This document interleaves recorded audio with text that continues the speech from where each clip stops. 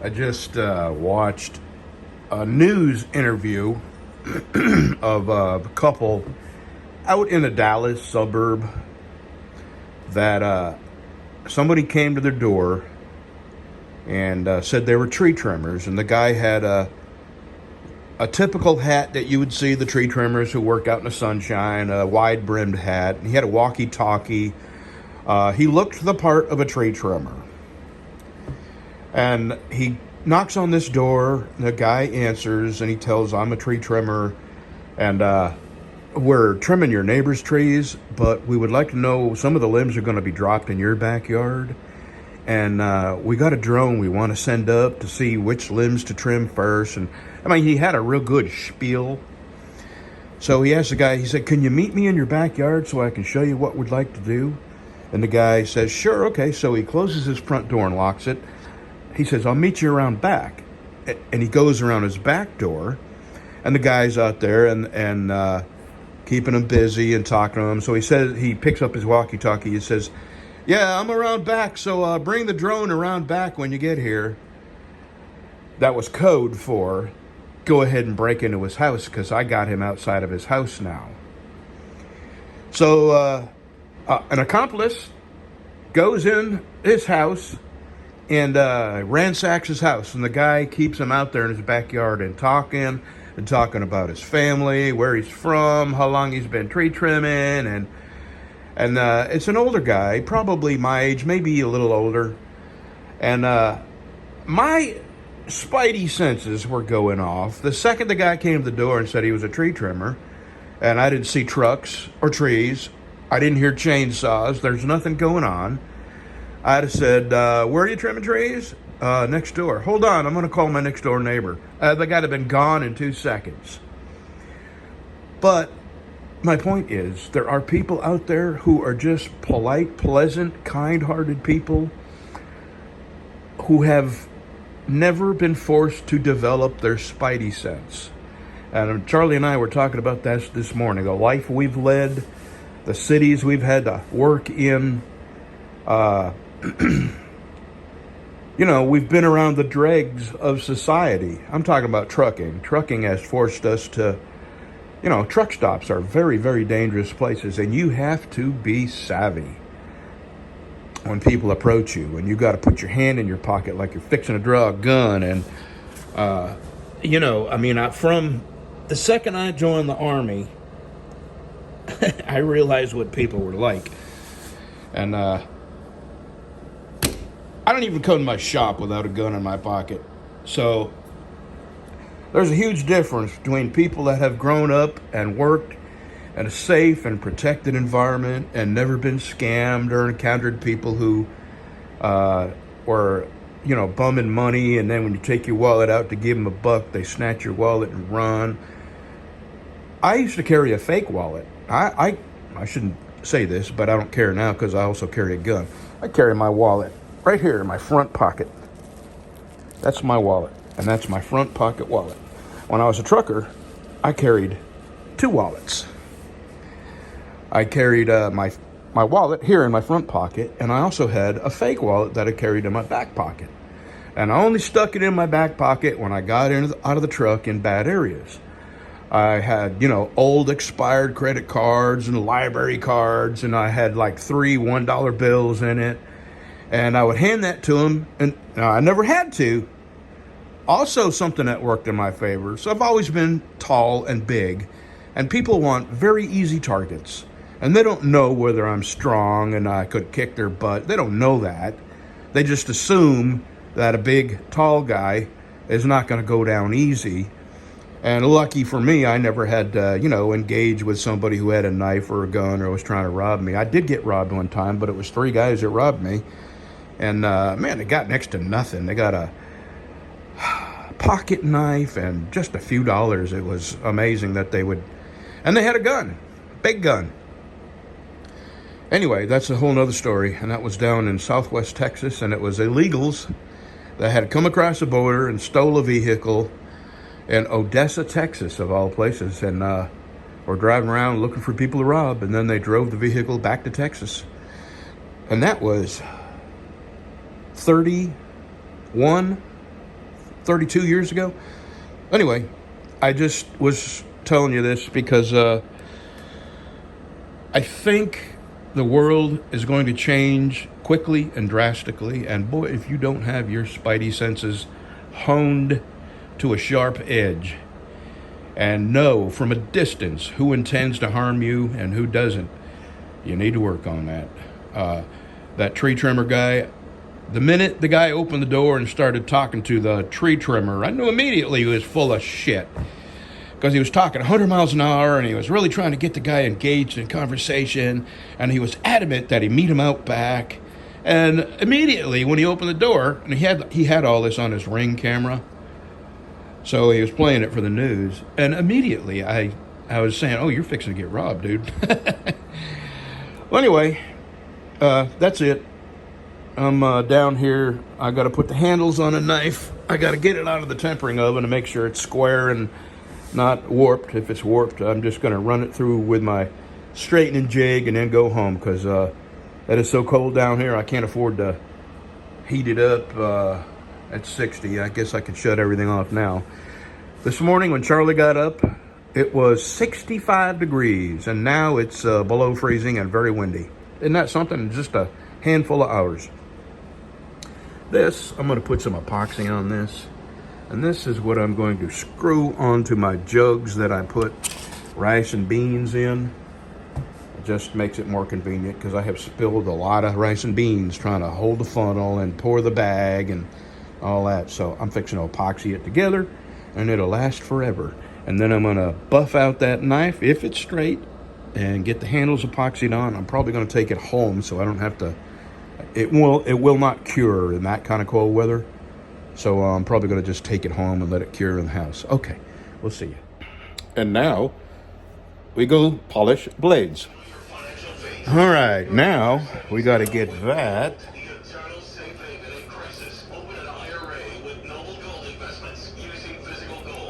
attached to that, or vice versa. This attached to that. But that's a pretty good idea what it's going to look like. And then I think, hold on. Shut up! You talk too much. I think I'm going to go with a black sheath with red thread. What do you think? Something different. And the black sheath, they won't have all kinds of stuff on it. I'm just going to do a very subtle little stamp because it's black. You won't be able to see much anyway. And okay, so that's it. Black sheath with red thread and some very mild stamping, tooling, whatever. I think it's called stamping because tooling is a whole different level of artistic finesse that I do not possess. Basically, it's freehand, making designs and stuff like that. And I do want to try that someday. Not now. And there's another thing I want to try, but it'll have to be on my larger sheaths, like the Texas Rumble, Swamp Rat, maybe the Nessmuk and the BC Special.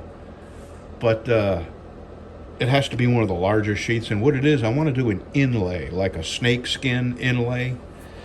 In my mind, I know how to do it.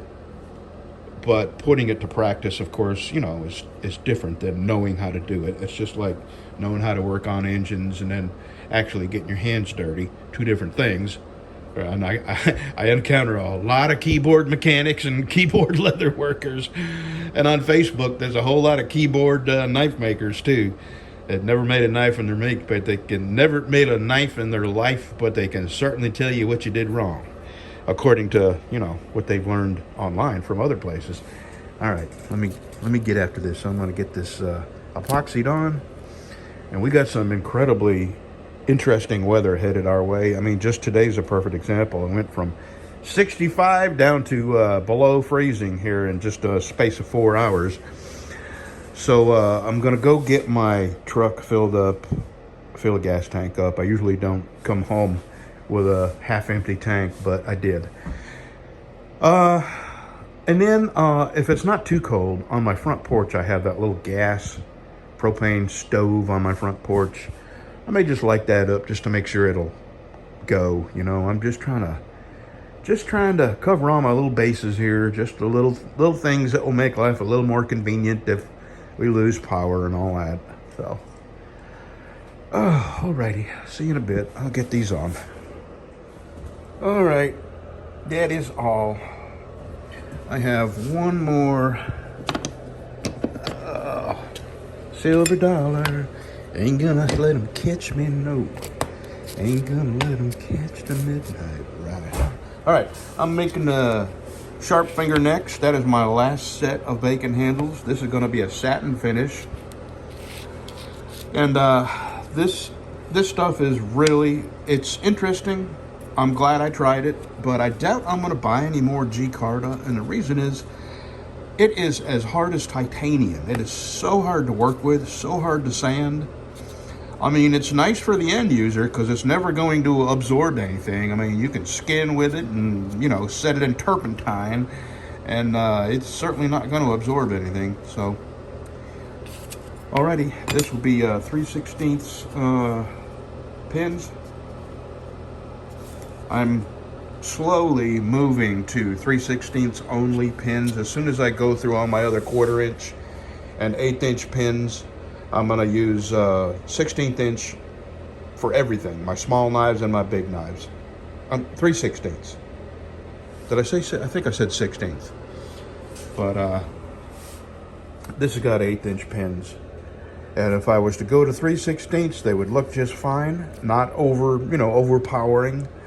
On my smaller knives, the 1/4 inch pins look way too big, even if I only use 2.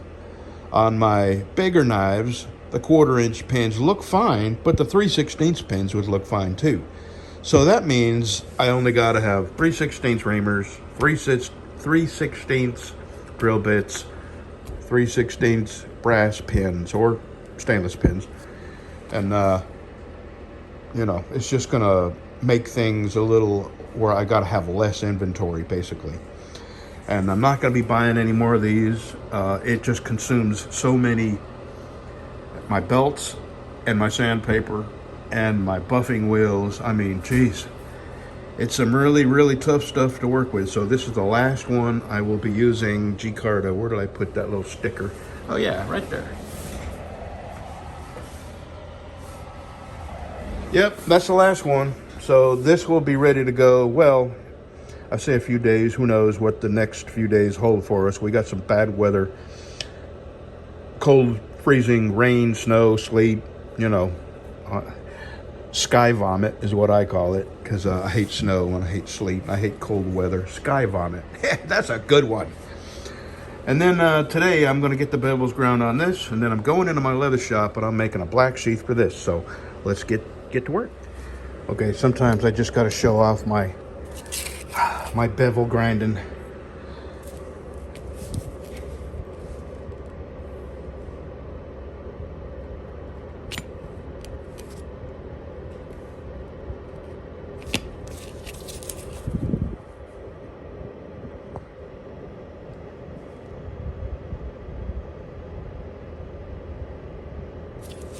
Yep. All right, that's a good start on another knife. But now I'm wondering, do I want to polish it or not? Because when I get a start on a knife that goes this well, yeah, I feel pretty proud of myself. I don't mind saying. I don't want to sound unhumble, but when I do something, and it comes out just perfect, exactly like I wanted it to, I get a good feeling, and it's hard to convey that without sounding like a bragger.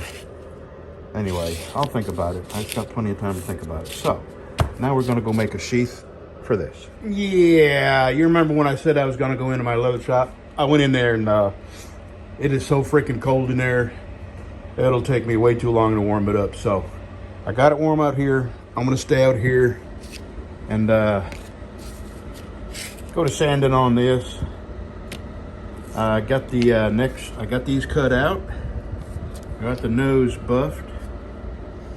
So that's a healthy start on this. I think I'm going to go ahead and just start the first grit. What am I going to start at? I will start at 150. Boy, I'll tell you what, sometimes if my arm would reach, I would pat myself on the back. That's bad. All right, let me get the sanding. Boy, it's windy. Man. Okay, I went into my leather shop. I was gonna make a sheath, but it's too cold in there and it'll take too long to warm it up. So I do a little sanding on this. I got the end that's in there. I got that sanded, this sanded, this sanded, and actually got this sanded up here. But I'm gonna go home and get that. Oh, I sold the dinner skinner, the bacon handle dinner skinner.